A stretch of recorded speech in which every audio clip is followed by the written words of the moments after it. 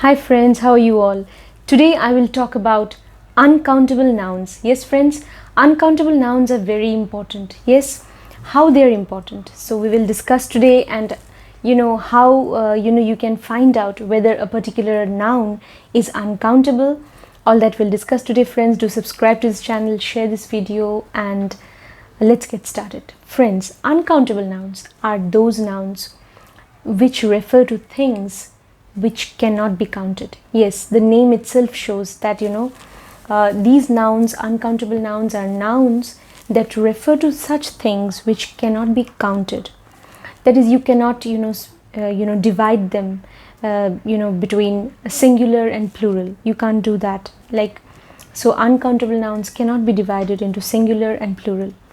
Now generally uncountable nouns, they have just one form and they are generally used in the singular sense. Yes friends, now we will see with the help of some examples. All right, now friends, uncountable nouns, let me give you some examples. For example, milk, sugar, tea, coffee, water, sand. These are all uncountable nouns. Butter. Yes friends, then again all these virtues like honesty, yes, sincerity, truthfulness. These are all uncountable nouns. Peace, happiness, joy, all uncountable nouns. Bread, uncountable nouns. You say that give me a piece of bread. We say that, you cannot say breads. Bread is just bread. You cannot add s to that. So bread and butter, both are uncountable nouns. Okay friends. Information, uncountable. Furniture, uncountable. Jewelry, uncountable. Equipment is also an uncountable noun. It can never be used in the plural sense.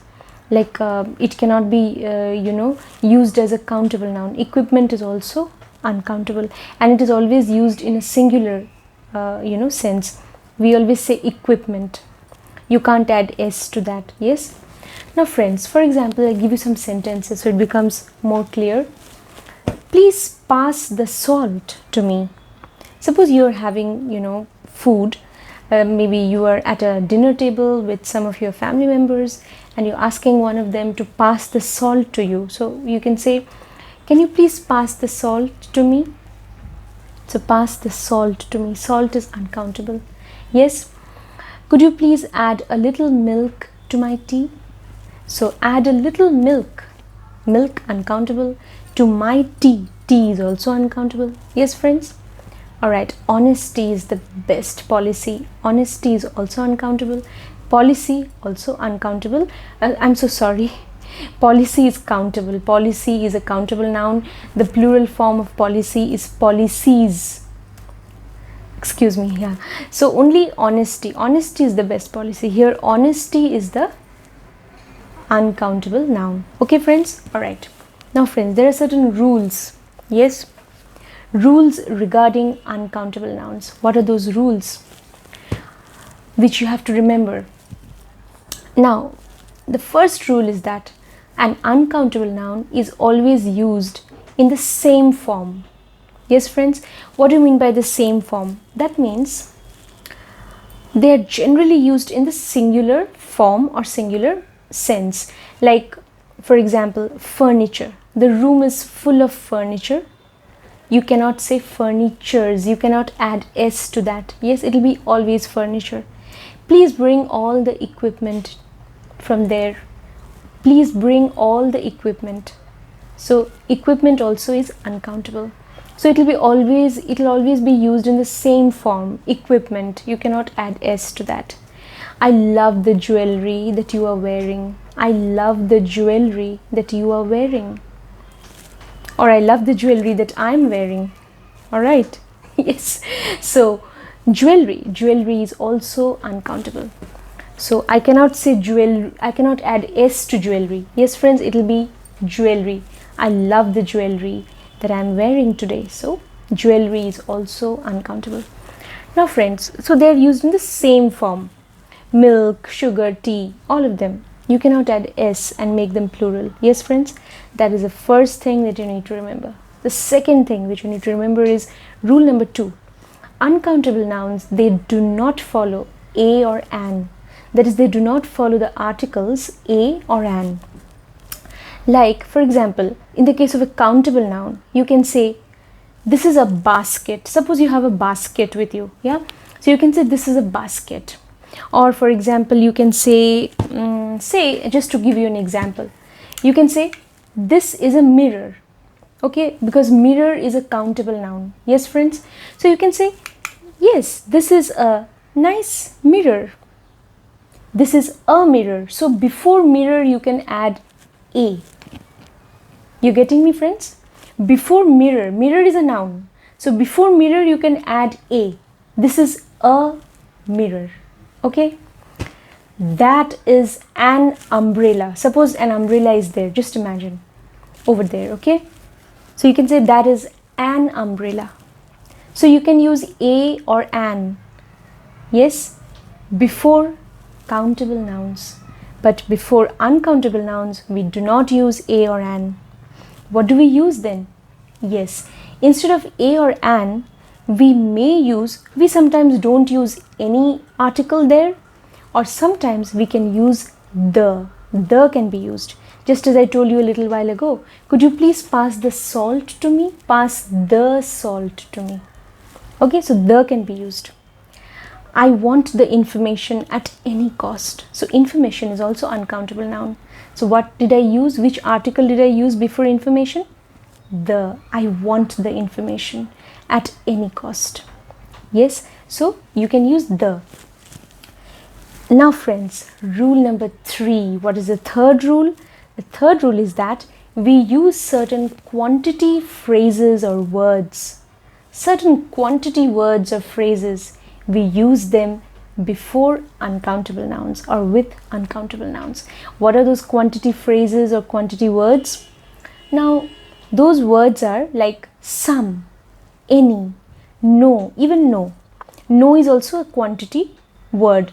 There is no milk in the jar. There is no water in the bottle. So no, you can use no. No is a quantity word. Some. Could you please give me some rice? Could you please give me some sugar? Could you please add some sugar to my coffee? So some sugar. So we use the quantity word some. Yes, friends, before uncountable nouns. So before sugar, you can add some. Could you please add some sugar to my coffee? So we can use some. Some is a quantity word. Now you can use quantity phrases also. Like for example, a little. A little is a phrase. Please add a little milk to my tea. So please add a little milk to my tea. A little. This is a quantity phrase. Alright. So you can say a little milk to my tea. So before the uncountable noun milk, we are using the phrase, the quantity phrase, a little. Can you please add a little milk to my tea? Can you please give me a little time to complete the assignment? Can you please give me a little time to complete the assignment? So time is also an uncountable noun. And friends, astonishingly enough, money is also an uncountable noun. Do you have any money with you? Can you give me some money? Can you lend me some money? So before money we use some, any. So we use such quantity words. So some is also used as an uncountable noun. Please remember that, friends. I don't have any money with me right now. So any is again a quantity word. Yes, I have a little money in my purse. I have a little money in my purse. She has a lot of money in her bag. So a lot of, that is also a quantity phrase which you can use before an uncountable noun. A lot of money. Yes, I need a lot of information from this place, or I need a lot of information. Information definitely is an uncountable noun. I need a lot of furniture for the room. So for this room I need a lot of furniture. So all that, we can use a lot of. A lot of is also a quantity phrase which we use before uncountable nouns. Okay, so friends, we can use some, any, we can use no, we can use all these quantity words. We can also use quantity phrases like a little, a lot of. So these are quantity phrases which we use before uncountable nouns.